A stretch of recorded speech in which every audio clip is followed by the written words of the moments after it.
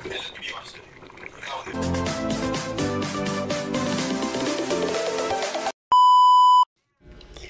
mga loves! Welcome back to Mama Love Channel. So ngayon, ito, may natitira akong saging mga loves. So nilalaga ko niyan. May kunting natitira ay binabalatan ko. So habang nagbabalat ako niyan, ay iniisip ko anong gagawin ko dito. Ako lang siguro ang nanay na laging nasa bahay. Kung anong iniisip, mabuti na lang ipagkain na nasa isip ko. So ayan, nakita ko yung matitira kong saging hilaw.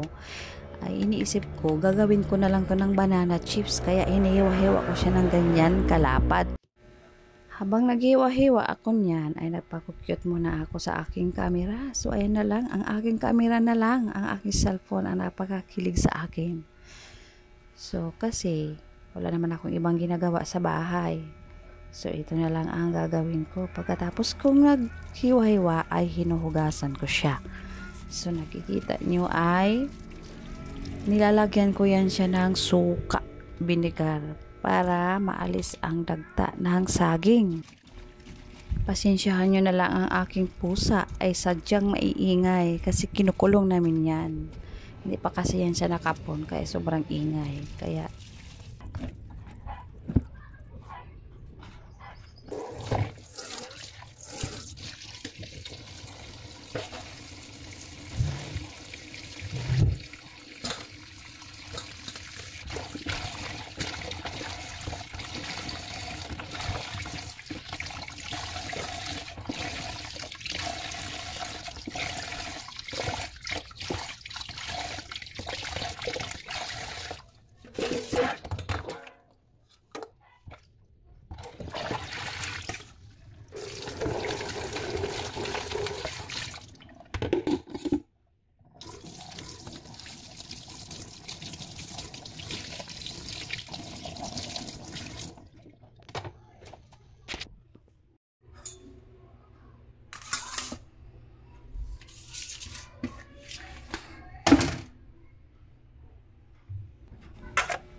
at biglang nagbago ang aking isip mga loves. So gagawin ko na lang siya ng ginataan.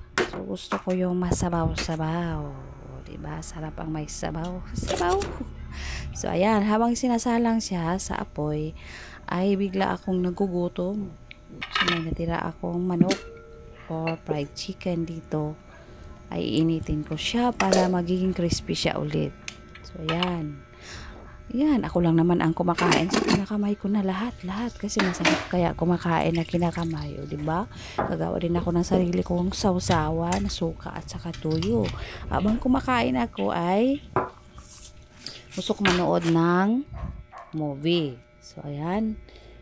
Inoon ko muna ang aking maliit na TV. So, ayan. At saka naman na mainitan na naman si Mama Labs. Kaya inoon ko na ang aking electric fan. So,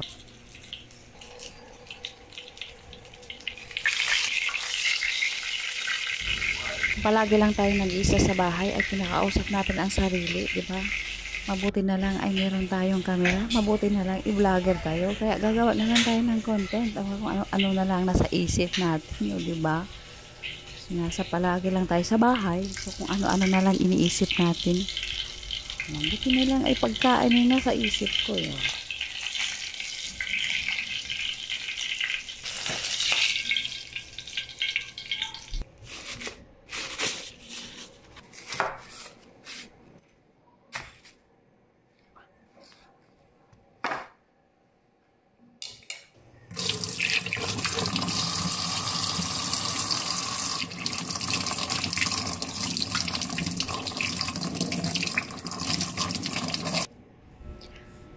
Bago tayo mag-umpisa ng pagkain, hanap muna tayo ng gusto nating panoorin. So,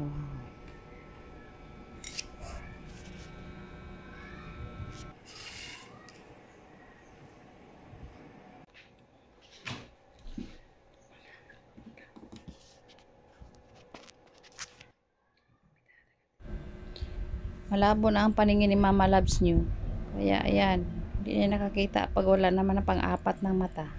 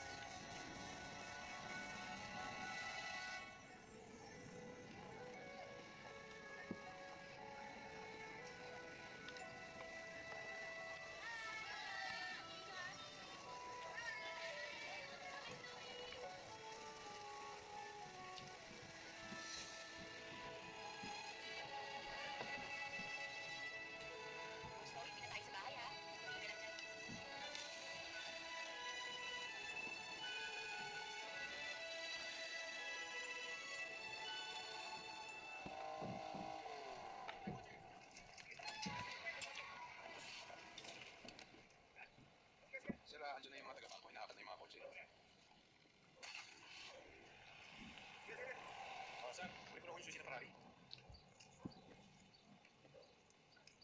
Oh, pakipirma na lang dito sir. Pinapaalala nga po pala ng bangko sir na kailangan nyo nang ipakit yung property by tomorrow. Sige po.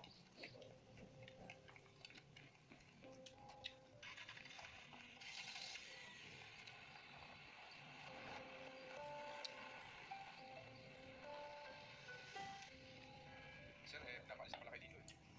Kung wala kayong matutuluyan, pwede kayo sa amin. Kaso nga lang, medyo julos. Wala naman kayo matutuluyan eh. Salamat po, Sin. Sige, sir. Basta nga, ate. Hindi ako magtangkad.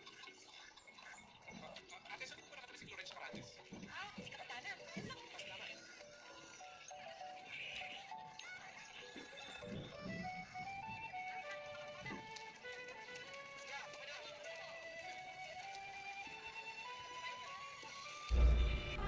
Ayan, tapos na. Tapos na ako kumakain. So, tamang-tama, wala ng tubig. Kumukulo na.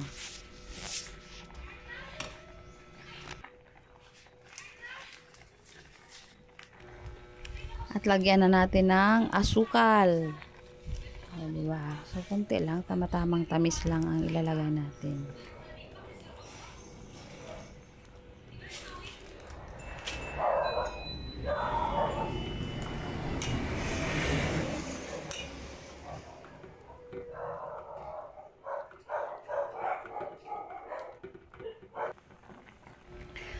At isunod natin ang ating gata, mga loves.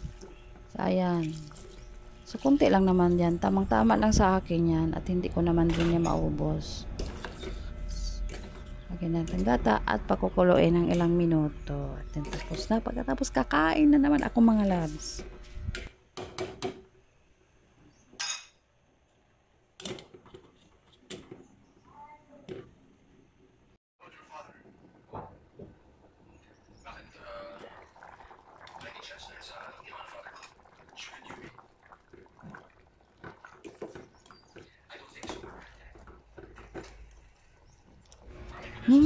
Ang bango.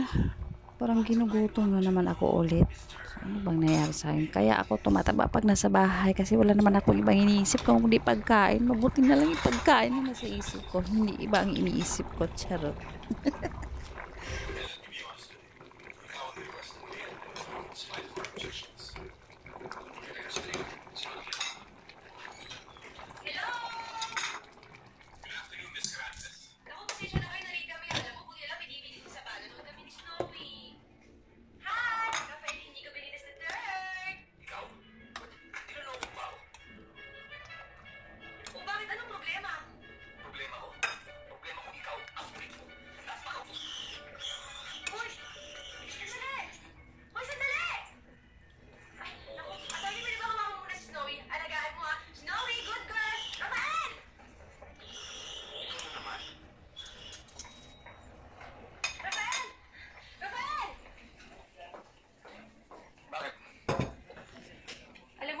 Sa'yo?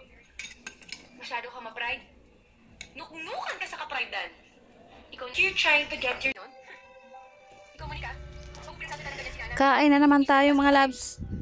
So, panghimagas naman. So, yan, sarap. Tamang-tama lang ang tamis. So, tama-tama din ang nasa isip ko ay yung masabaw-sabaw gusto ko. Pero wala naman akong kabusugan yan. Maya-maya ito na naman ang aking merienda. Ay kakainin ko na naman ang natitira nito. Sus nako. Kaya hindi ako matunawan nito eh. Kain na lang ako ng kain. Okay na lang yun sa ibang iniisip mo. Oo nga, pero ang hindi ko sabihin sa kalooban kung ilang milyon halaga ng kapag-ari mo.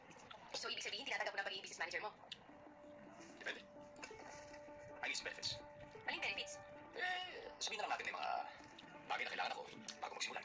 Tulad ng? On top of my salary, kakailangan ko ng allowance para sa clothing, allowance para sa transportation. I need a car, I need an apartment, and a budget for it.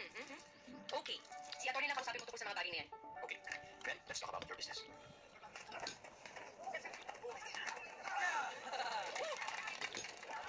Ano? Sinabihan ka na pangit? Ba't hindi mo sinapak? Hay, sa sunod sa pakin mo.